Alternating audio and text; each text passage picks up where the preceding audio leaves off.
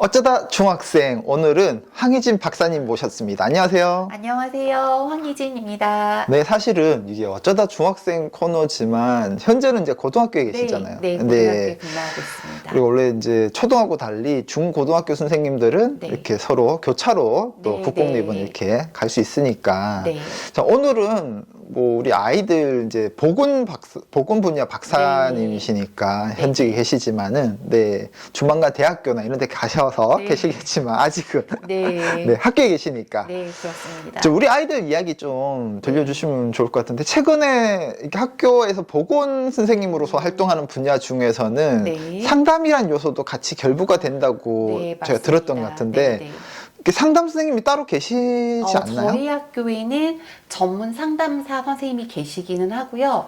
이제 상담 선생님을 통해서 학생들이 의뢰가 되기도 하지만 사실 어머님들이나 학생들이 보건실에 왔던 경우를 생각해 보면 머리가 아프고 배가 아파요. 근데 이렇게 일시적이지 않고 장기적으로 오는 학생들의 경우에는 사실 그게 신체적인 문제뿐만이 아니라 마음의 문제하고도 같이 연계되어 있는 경우가 많아요. 그래서 예전에는 학교에 1000명의 학생들이 있어도 보건실에 하루에 50명이 와도 다 이렇게 빨리빨리 아이들을 봐줄 수 있었는데, 지금은 학교의 학생 수가 600명이고 보건실에 오는 아이들은 하루에 30명 내외인데 한 명을 잘 케어해서 보내는 데 걸리는 시간이 생각보다 많이 듭니다. 그 이유는 학생들의 어떤 증상이 마음하고 관련이 되어 있기 때문에 단지 약 하나 주는 게 아니라 학생들의 마음을 잘 다독여 줄 수 있어야 되거든요. 그래서 그런 역할을 하고 있습니다. 야, 그러면 사실 중고등학교에서 뭐 모든 학교가 다 그런지는 제가 잘 모르겠으나 네. 적어도 이제 학생들의 마음 치료까지도 신경 써야 되는 게 현재 보건의 위치라고 볼 수는 있겠네요. 네, 원래도 사실 마음을 잘 봤어야 하는데 코로나 이후로는 마음이 힘든 학생들도 있고 교사들도 사실은 교직의 분위기도, 교사들의 분위기도 코로나 이후에 많이 변화하였기 때문에 학생도 학부모도 교사도 다 마음적인 부분이 사실 굉장히 중요한 요소로 작용하고 있습니다. 그럼 최근에 조금 네. 상담해 주셨던 친구 이름을 얘기하면 안 되겠지만 네. 그래도 조금 이제 마음이 좀 아팠다거나 이런 친구한테 내가 힘이 되어주고 싶었던 그런 얘기가 있다면 좀 들려주시면 좋을 것 같아요. 네. 이게 사실은 학생의 문제였고 학생의 문제로 인해서 이제 담임 선생님까지도 힘들었던 경우인데요. 교실에 보통 고등학교의 경우에 30명, 적게는 20명에서 30명의 학생들이 한 학급에서 활동을 하게 되는데, 그 17살, 19살 요 사이의 친구들이 고르게 모든 아이들이 다 똑같은 그 정서의 발달을 가지고 오진 않아요. 그래서 한 반에 한두 명의 친구가 조금 발달 속도가 느리거나 아니면 조금 마음이 힘든데 그것을 잘 표현하는 방법이 익숙치 않거나 그런 친구들이 한두 명 있을 수 있는데요. 저희 학교 1학년에도 사실 그런 경우가 있었고, 이제 그런 와중에서 한 친구의 어려움을 나머지 그 친구를 제외한 다른 친구들이 1년 동안 이렇게 겪으면서 1년 동안 쌓였던 스트레스가 누적이 되고, 항상 어려웠던 한 친구는 그 친구대로 따돌림을 당했다라고 생각을 하고, 그 친구를 제외한 나머지 친구들도 그 친구로 인해서 1년이 힘들었다라고 하고, 담임 선생님께서도 이런 아이들의 역동 때문에 1년이 힘드셔서 12월 달에 약간 굉장히 어려운 부분이 있었는데요. 결국 해결이 된 방안은 마음의 문제였어요. 이 마음을 학부모님들께서 서로, 예를 들면 A라는 친구가 조금 발달의 속도가 느린 친구라고 한다면 A 학부모님의 경우에는 우리는 단지 1년만 겪은 문제이지만 A 학부모님의 경우에는 10년 이상을, 이 아이가 학교를 다니고 난 이후로 10년 이상을 이 문제로 힘들었을 거다. 그 부분을 우리가 좀 생각을 해보자라는 그 시점에서부터 좀 문제가 풀리기 시작했고요. 담임 선생님의 경우에도 사실 너무 지치고 힘드셔서, 예를 들면 A 학생의 부모님, A 학생이 아닌 다른 학생의 부모님, 양쪽 부모님이 다 담임 선생님을 고소하시겠다고, 본인들의 요구를 들어주지 않는다는 이유로 고소하시겠다고 하셨는데 이 담임 선생님께서도 너무 힘이 드셨다가 한 하루 이틀 조금 학교를 쉬시고 다시 한번 생각해 보셨을 때 이 문제는 나만의 문제가 아니라 우리 모두의 문제이고 우리 모두가 정서적으로 조금 힘든 것을 인정하고 나면서 조금 한 템포 늦게 이렇게 조금 차분히 가면서 문제를 풀 수 있었고요. 사실은 그 담임 선생님께서 이제 학생들이 물론 육체적으로도 싸웠고 그 부분을 보건실에 확인하러 오셨을 때 제가 선생님께 건넸던 말이 있어요. 학생들보다 선생님의 건강을 먼저 지키시고 그래야 아이들을 도와줄 수 있는 힘이 있다라고 말을 건넸고, 그러면서 사실은 제가 최근에 썼던 책이 있어서 정말 이렇게 조심스럽게 선생님에게 이게 도움이 된다면 한번 건네고 싶다라고 했는데 책이 문제가 아니었던 것 같고요. 책에 든 마음이 선생님께 전해지셔서 동료 교사 중에 자기를 이렇게 응원해주는 사람이 있다라는 게 힘이 되었다라고 말씀을 전해줬던 경우가 있습니다. 근데 학생들은 무슨 문제로 이렇게 싸움이 났던 거예요? 학생들의 경우에는 이제 예를 들면 A라는 학생의 경우는 조금 인지적으로나 사회적인 기능이 조금 다른 친구들에 비해서 조금 부족한 경우죠. 예를 들면 인문계 고등학교에 다니고 있지만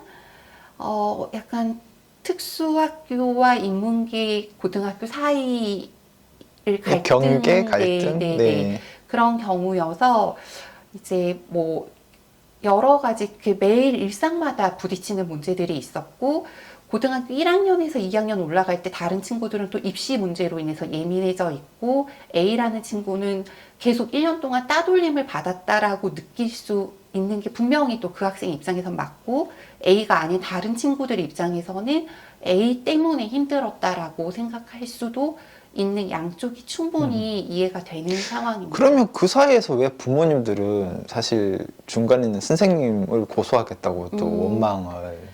네, 그게 1학기, 한 학기 동안은 본인들의 요구에 대해서 담임 선생님이 조정을 하시고 있다라고 생각을 하셨던 것 같고요.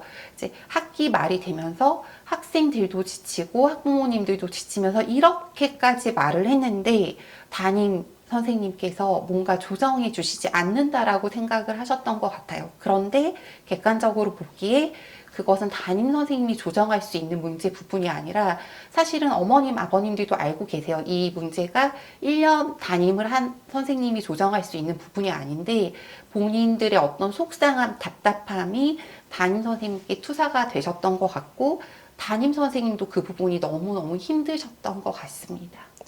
네.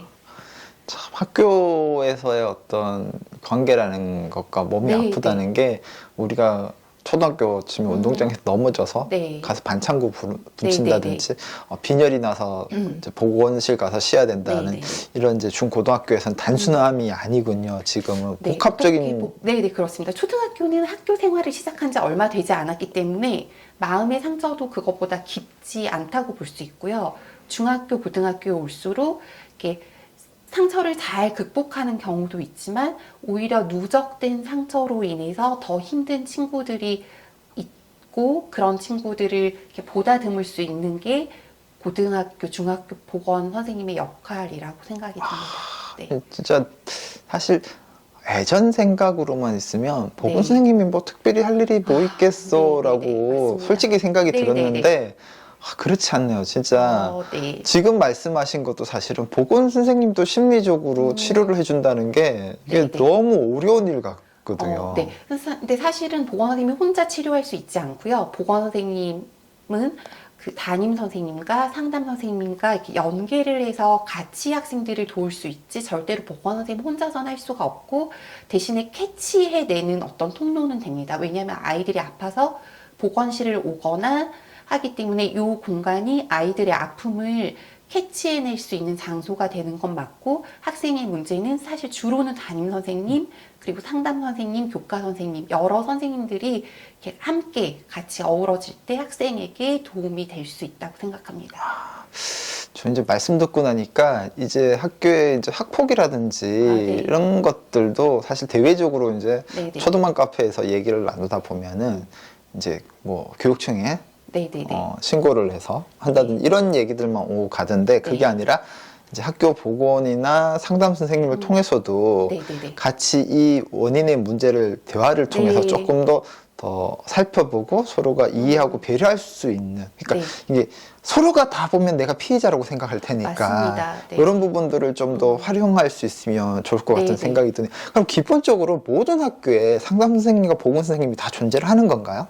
보건 선생님의 경우에는 서울시에 있는 학교에는 대부분 다 배치가 돼 있고요. 하지만 그 시골 지역에는 보건 선생님이 안 계시는 경우도 있다라고 들었고요. 법적으로 학교 보건법에 따라서 몇 학급 이상은 배치하여야 한다라고 되어 있는데 배치할 수 있다라는 조항이 있기도 해서 없는 학교도 있기는 합니다. 네, 감사합니다. 오늘 또 이렇게 우리 오랜만에 네네네. 네, 저 커피하러 나오셨다가 갑자기 네. 붙들려갖고 어쩌다 주막생활 이렇게 네네. 촬영하게 되셨는데 어떻게 앞으로도 종종 사실 더 바쁘시겠지만 네, 좀 나와주셔갖고 아이들 성장이나 네네. 뭐 또 다른 부분도 이렇게 조금 우리 어쩌다 중학생에서 이야기 좀 이렇게 썰을 좀 풀어주실 수 있을까요? 네, 네, 그렇습니다. 제가 고등학교에 근무를 하긴 하는데, 저는 초등학교 아이들을 키우고 있어요. 그래서 사실 여기 나와서 이렇게 말씀을 드리는 이유는 저희 솔직하게 말하면 이제 엄마 마음으로 우리 아이, 내 아이가 다니는 학교의 상황은 조금 더 학생들이 행복할 수 있는 학교를 만들고 싶은 마음이 있는 것 같습니다. 그래서 언제라도 제가 가지고 있는 지식이나 경험이 도움이 된다면 나누고 싶고, 어떤 하나의 사회 변화가 혼자 이렇게 할 수는 없어요. 그래서 학교에 교사, 학부모, 학생 이 세 집단이 같이 의식을 갖고 바꿀 때 바꿔지듯이 이 영상을 보시는 어머님들께서도 도움이 되시고 우리 모두가 함께 변화를 요구할 때 변화할 수 있다고 생각해서 충분히 제가 가지고 있는 경험, 지식 나눠드리고 싶습니다. 네, 오늘 이렇게 좋은 말씀 해주셔서 감사하고요. 네. 우리 항희진 박사님은 아유, 네, 네. 우리가 초등만 카페 10주년 첫 번째 책이죠. 네, 그렇습니다. 네. 이 뭐였죠? 초등 6년이 아이의 인생을 결정한다라는 책이었는데요. 제가 지금 그 책을 쓸 때는 초등학교 1학년 아이의 엄마였는데 그 친구가 이제 내년, 그러니까 23년에 5학년이 되어요. 이 친구를 키우면서 그때 글로 썼던 것들을 정말 몸으로 많이 경험하면서 많은 걸 느끼고 배우고 있고요. 지금 고등학교에 근무를 하고 있는데, 그 책을 읽었던 학부모님들의 아이들이 고등학생이 되었을 때 정말 전문가로서 잘할 수 있는 환경을 만드는 데 있어서 이 초등반 카페와 함께 일을 함께 좀 해보고 싶습니다. 네, 네. 우리 그 책에 사실 보건 분야를 오롯이 혼자 네네네, 다 맞습니다. 집필해 주시면서 네네네. 또 그 책이 우리나라 국내 베스트 11위가 네. 되는 큰 힘이 되었지 않을까 생각합니다. 자, 오늘 이렇게 갑작스럽게 나와주셔서 네, 너무 감사드리고요. 네, 앞으로도 감사합니다. 종종 뵙도록 하겠습니다. 네, 감사합니다.